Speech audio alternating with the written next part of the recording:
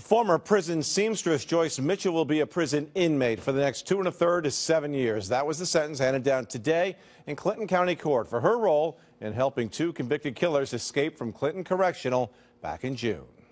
A tearful Joyce Mitchell was basically pleading for mercy in court. Your Honor, I would wear an ankle bracelet and county jail for the rest of my life if I could just go home to my family. She was also apologetic. If I could take it all back, I would. I can't begin to explain how sorry I am for all this.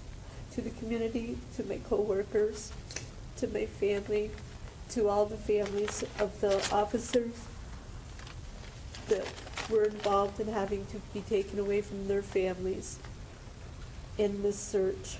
Clinton County Court Judge Kevin Ryan wasn't having any of it. You did terrible things. He talked about the toll the weeks-long search for killers Richard Matt and David Sweat took on the people of the North Country and on the finances of New York State. As far as the economic damage your actions caused, the Inspector General, Catherine Leahy Scott, indicates that to date, New York State has incurred almost $23 million in overtime costs alone related to the manhunt. The economic and non-economic costs suffered by so many people is incalculable. Mitchell claims she was living in fear of Matt and Sweat, afraid of what they would do to her and her family if she didn't help them out.